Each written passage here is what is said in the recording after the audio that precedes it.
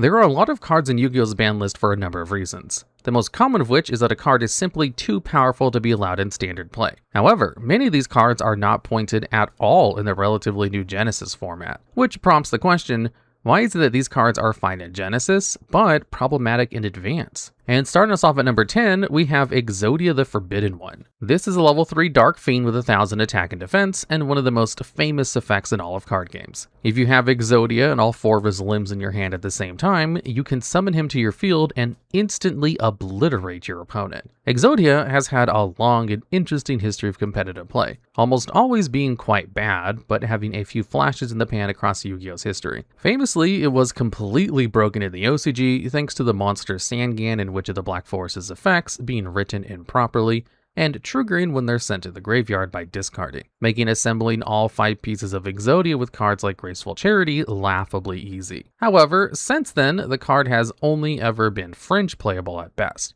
There was always the option of combining it with Royal Magical Library, which gets a spell counter each time you activate a spell card and can remove 3 counters to draw a card with cards like Upstart Goblin and Into the Void that simply replace themselves. With enough of these cards in your deck, you can draw through all 40 cards in your deck and find the pieces of Exodia. However, this has never been all that competitive, and Konami seems to purposefully limit the amount of draw power or cycling available to decks specifically to box Exodia out of the format.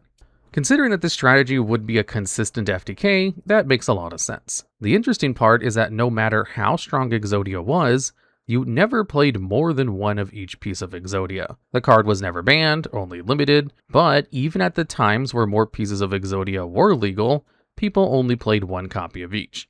This is because, even if you're a dedicated Exodia strategy, drawing less than all 5 of the Exodia pieces means that they're all completely dead draws. You only want to start finding them once you're in a position to get all 5, so limiting them was largely pointless. In fact, the reason the Exodia pieces are even limited to this day may simply have to do with how iconic the cards are. They are parts of the unstoppable Exodia after all. It kind of shows how powerful they are that you can only have one of them in your deck each, at least from a lore perspective. Genesys was in a very different position when it came to Exodia. Putting points on the Exodia pieces would have meaningfully hurt any Exodia strategies, unlike limiting them in the advanced format. And this is important as new Exodia support has come out and works as a legitimate powerful strategy. As far as deep draw Exodia goes, most of the individual pieces have already been hit. Royal Magical Library is at 100 points, as the card only exists to perform FTKs, and most of the draw spells have been pointed as well. Upstart Goblin, Into the Void, and Chicken Game all have points associated with them to prevent silly FTKs from existing in the format, and that does a good job of stopping deep draw Exodia from being a real strategy. Essentially, the Exodia pieces were limited in the main game for a number of somewhat strange reasons, and hitting them in Genesys would do damage to strategies that are better dealt with in other ways, which is why Exodia is free to obliterate Genesys players with no restriction. And at number 9, we have Tempest Magician. This is a level 6 Dark Spellcaster with 2200 attack and 1400 defense. It requires a tuner monster and at least one non-tuner spellcaster to summon, and it has the effect where, when this card is special summon, you can put a spell counter on it and discard any number of cards from your hand to put that many spell counters on monsters you control. Finally, you can remove all spell counters from all cards on the field to deal 500 damage to your opponent for each spell counter removed this way. Now, Tempest Magician existed as a piece of spell counter support of the game for many years without doing too much of note. It did see play in the earlier years, being combined with cards like Breaker the Magical Warrior to get more spell counters for more spell and trap destruction. It was also a way to close the game if you had some extra cards in hand to pitch a pile of spell counters. It would eventually get power crept out of the game for the most part, not having anything to do in a faster metagame. At least, that's what I would say if not for one very important and unfortunate application. As you can tell, there's no cap on how many spell counters you can remove with Tempest Magician, so if you can remove 16 spell counters from Magician, you can deal 8,000 damage to your opponent on the first turn of the game. This means that, if a deck could put enough spell counters out, Tempest Magician would be a problem. Well, eventually the Endymion archetype would come out, a pendulum deck built around spell counters. This deck had ways to get tons of spell counters on the field with cards like Servant of Endymion and Reflection of Endymion, both pendulum monsters that gained a spell counter each time you activated a spell card while they're in your pendulum zones. You also had multiple mythical beast monsters who had the exact same effect. and combine this with the spellbook archetype, which could now flow through a ton of spell card activations in a single turn. This could allow you to stockpile an absolutely insane amount of spell counters, which was good for all of these cards already as they were a competent deck on their own. But it also meant that you could just summon Tempest Magician and win the game on turn 1 if your opponent didn't have an effect veiler handy. This led to Tempest Magician getting banned in both the TCG and the OCG. However, since pendulums aren't allowed in Genesys format, this FTK is completely off the table. That's not to say that another FTK will never pop up with Tempest Magician, though admittedly it is very unlikely. If another spell counter deck did get printed, it's unlikely they'd be designed around stockpiling tons of spell counters the way these pendulum archetypes were. It's still a bit interesting that the card is legal in Genesys, as even some of the worst FTKs of Manageable have been boxed out of the format. But considering that Tempest Magician doesn't have a realistic FTK at the moment, it seems they're okay to let spell counter players have their Synchro Era support card until it actively proves itself to be a problem once again. However, this isn't the only FTK card that's not hit big in Genesys. And the next spot on this list is actually able to perform an FTK in Genesys at the moment, though there is a pretty big asterisk on this card's FTK ability. And at number 8, we have Slash Draw. This is a normal spell with the effect where you discard one card to send cards from the top of your deck equal to the number of cards your opponent controls to the graveyard, then draw a card. If the card you draw is another Slash Draw, you send it to the grave and then destroy as many cards on the field as you can. For each card destroyed in this way, deal 2,000 damage to your opponent. If it wasn't Slash Draw, then you shuffle a number of cards from your graveyard back into your deck equal to the number of cards you milled this way, and this can only be activated once per turn. Slash Draw is featured in one of the most convoluted FTKs ever created. All you have to do is successfully resolve Slash Draw while there are 4 or more cards on the field, including cards on your side of the field for the record, in order to deal 8,000 damage to your opponent. Of course, that requires that you happen to draw into another copy of Slash Draw at the perfect time, which is difficult to set up. This was made possible thanks to everyone's favorite Table 500 staple, Saryuja Skuldred. Skuldred is a powerful monster that gains effects based on the number of monsters used for its Link Summon. The important benchmarks are 3 and 4 monsters. 3 allows you to special summon any monster from your hand once per turn, and 4 lets you draw 4 cards from your deck, then put 3 of those cards on the bottom of your deck in any order. As long as you don't then shuffle your deck further, this allows you to stack the few bottom cards of your deck.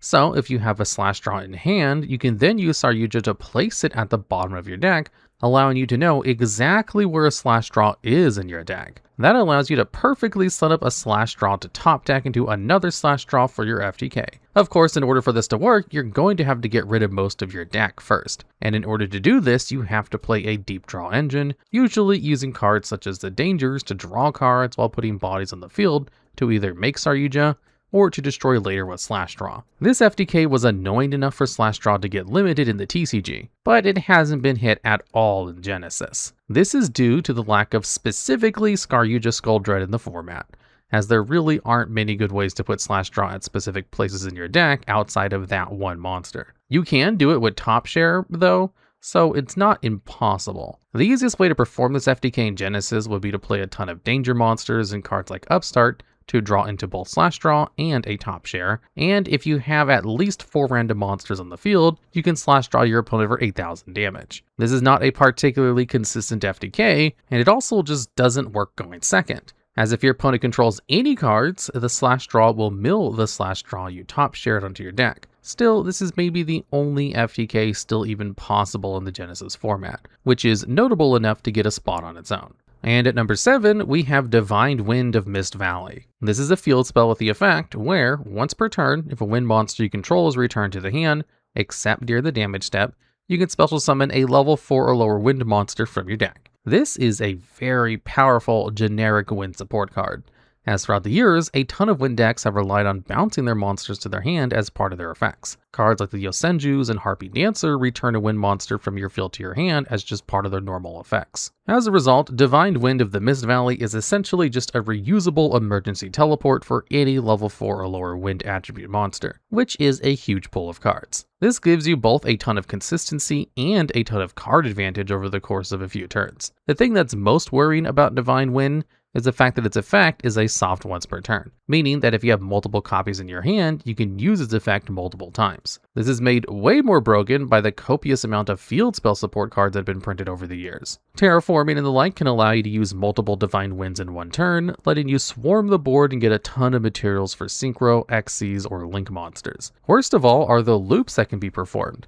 as this actually will allow for FTKs in the right circumstances. One card you can search is Gen X Blast Fan, which adds a dark Gen X monster from your deck to your hand. This will add a Gen X Birdman, which can return a monster on your field to your hand to special summon itself from your hand, but banishes itself when it leaves the field. Using this on Blast Fan would trigger Divine Wind, letting you summon another Blast Fan from your deck to grab another Birdman. You used to be able to synchro these off for a copy of Ancient Fairy Dragon to destroy the field spell and then find another copy of Divine Wind, but you can work around this now with instead grabbing a pseudo space to at least copy Divine Wind's effect. Back in the day, you could then repeat this loop to get all 3 copies of Ancient Fairy Dragon on your field, using its effect to special summon a level 4 or lower monster from your hand on a soft once per turn. With careful use of your AFDs, you could flood the board with tokens with Black Garden and get any number of fusion summons with Fusion Gate.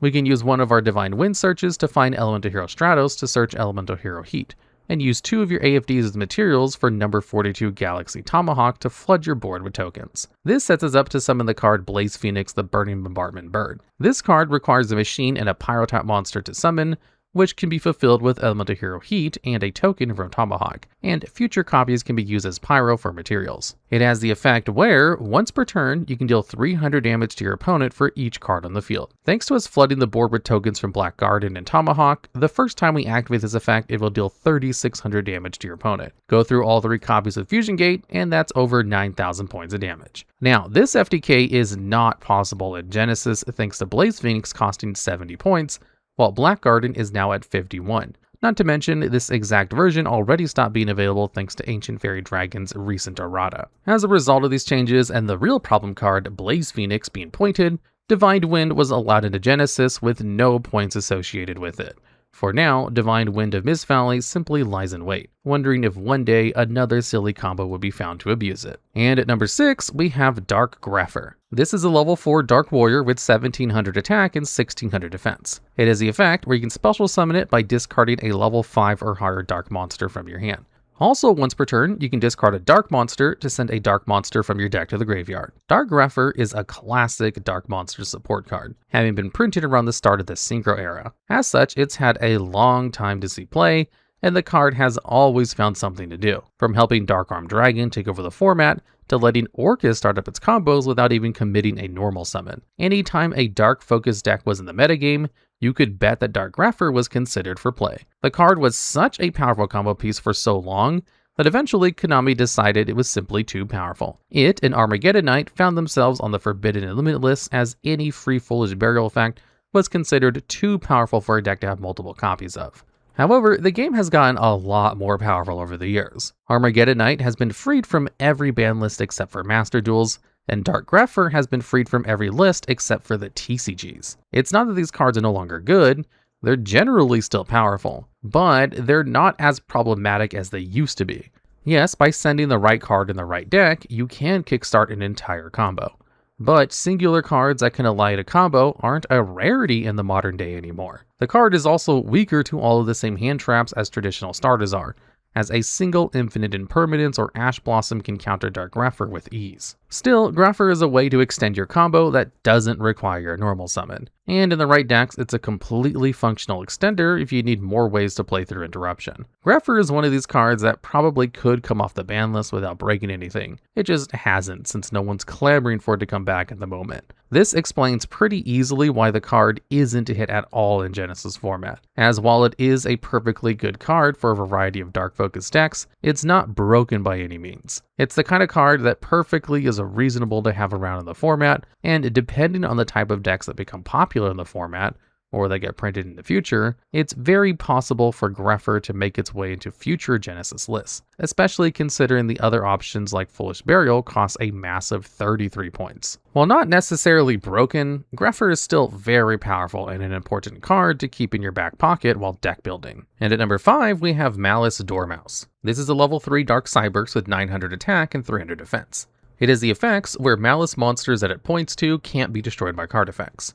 During your main phase, you can banish one Maliss monster from your deck to give all of your Maliss monsters 600 attack. Also, if this card is banished, you can pay 300 life points to special summon it, but you can only link summon for the rest of the turn. You probably recognize this card for being the bane of any Master Duel player for the better part of a year. Maliss has been a thorn in Duelist's side ever since it was printed, excelling in spamming the board with powerful link monsters that overwhelm the opponent in terms of card advantage and interaction. Of course, links are not present in Genesys, so this link focus archetype has largely been made irrelevant. Dormouse here stands in not only for this archetype, but for essentially all of the many cards that are on the Forbidden Limited list thanks specifically to how they interact with link monsters. Many cards that produce tokens such as Dandelion, Grinder Golem, and Blackwing Gofu the Vague Shadow are ban-worthy in advance, thanks to making far too much link material.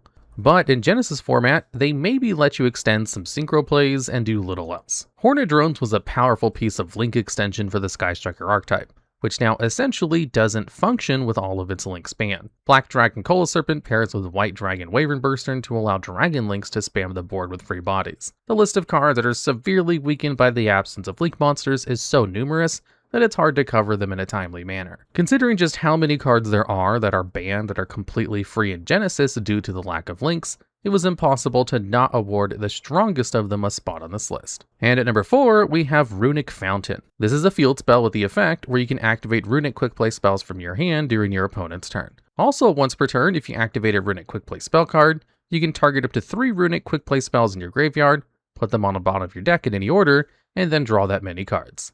This is the centerpiece of the Runick archetype, a very unique archetype that features no main deck monsters whatsoever. Instead, all of its fusion monsters can be summoned with their quick play spells. These spells all force you to skip your next battle phase in exchange for either special summoning a Runick monster from your extra deck to the extra monster zone, or getting another useful effect.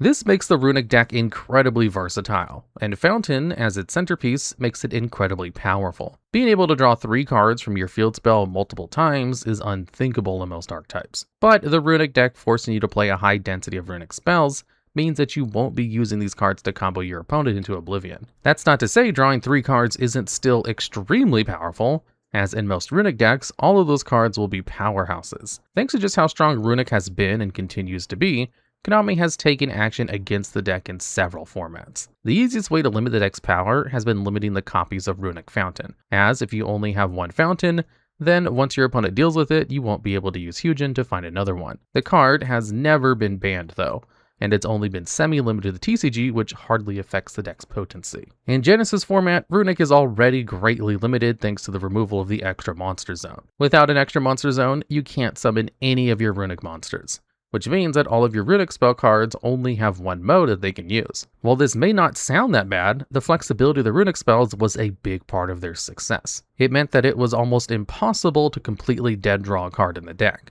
as even if your opponent had no back row, your Runick Destruction could still do something. Despite this drawback, the Runick engine has already proven powerful in the format. And at number 3, we have Purrely Delicious Memory. This is a quick play spell with the effect where you choose a monster on the field, and that monster can't be destroyed by battle this turn. Then you can discard a card to special summon a level 1 Purrely monster from your deck. Also, any Xyz monster with this attached to its material gains the effect where it gains an extra 300 attack and defense for each material attached to that monster. The Purrely archetype is based around the cats, Purrely and Purrely, which both have effects that allow you to use them, and a Purrely quick play spell is a material for the Xyz summon of a monster that mentions that specific Purrely quick play spell. A Purrely Beauty can be made with Purrely Pretty Memory, a Purrely Happiness can be made with Purrely Happy Memory, a Purrely Noir can be made with Purrely Sleepy Memory, and finally a Purrely Plump can be made with Purrely Delicious Memory.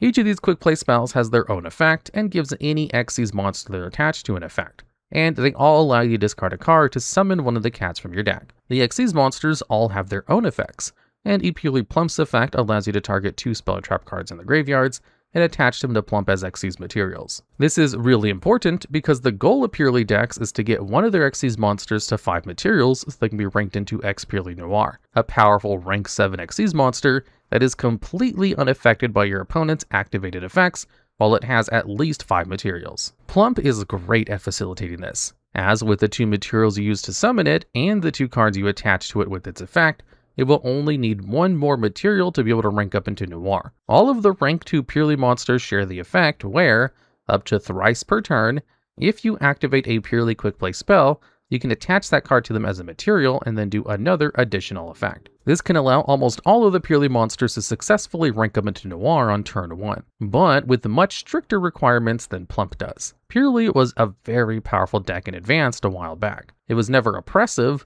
but it did require some course correction. To weaken the deck, Konami semi-limited some of the quick play spells, the prime targets being Purrely Delicious Memory and Purrely Sleepy Memory. Normally, these semi-limits would be kinda pointless, as you still have a good chance of drawing into these quick play spells or finding them with the effect of Purrely. However, the main way to directly add the Purrely memories to your hand was My Friend Purrely, which can, once per turn, let you pay 500 life points to find 3 Purrely cards in your deck besides itself, and have your opponent randomly add one of them to your hand. This is a big searcher for the deck, and the main way the deck had of adding specific cards to his hand was by choosing 3 of the same card with My Friend Purrely. A card being limited or semi-limited reduced the consistency with which this worked, forcing the deck to either play different lines based on what it added to its hand on its turn 1, or compensate for rolling the wrong memory with other engines. However, this method of nerfing the Purrely deck simply doesn't work in Genesys format. To limit the deck in the same way, you would need to put one of the memories to 33 points, and My Friend Purrely is the associated Xyz monster at 33 points as well, which is just far too harsh of a restriction to put onto the deck. Instead, the deck has several modest hits that force it to play a few non-engine cards if they want to max out on important pieces. The most any of the Purrely cards are put at is a modest 15 points. Which, with the amount of searching available in the deck, is pretty workable if you're willing to skimp out on non-engine. This entire situation mostly shows some of the weaknesses and strengths of the point-based ban list of Genesys format. It means that cards like Pot of Greed, which have been banned in advance because otherwise you would just play it in everything, can be made legal. But the simple solution to weakening certain cards or strategies such as Purrely or something like Malicious is no longer available. There really isn't any perfect method for banning and limiting cards, and this is an illustrative example of the strengths and weaknesses of different methods. And at number 2, we have Ultimate Offering. This is a continuous trap with the effect where, during your main phase or your opponent's battle phase, you can pay 500 life points to normal summon or set one monster from your hand. Ultimate Offering is a very simple but very powerful card. The amount of advantage an Ultimate Offering can give you in a single turn is hard to understand in a vacuum. You may assume that Offering is just a way of cheating all the monsters in your hand onto the battlefield, but it's actually much more powerful than that. You see, a ton of very powerful card effects are tied specifically to normal summoning a monster. For an easy example, look at the gadgets. Each of these gadgets has the effect that when they're normal summoned, they add a specific different gadget from your deck to your hand. Red adds yellow, yellow adds green, and then green adds red. If you have Ultimate Offering on the field, you can normal summon one gadget to add another gadget, and then immediately normal summon that gadget you just found to find another gadget from your deck to your hand. And then you can just keep doing this until you've exhausted all 9 copies of the gadgets from your deck. But you can actually go further, as these can be used as materials for Synchro and Xyz monsters. If you really wanted to, you could even use them as materials for Dagosto Emerald to shuffle the gadgets back into your deck to add to your hand with another gadget later on.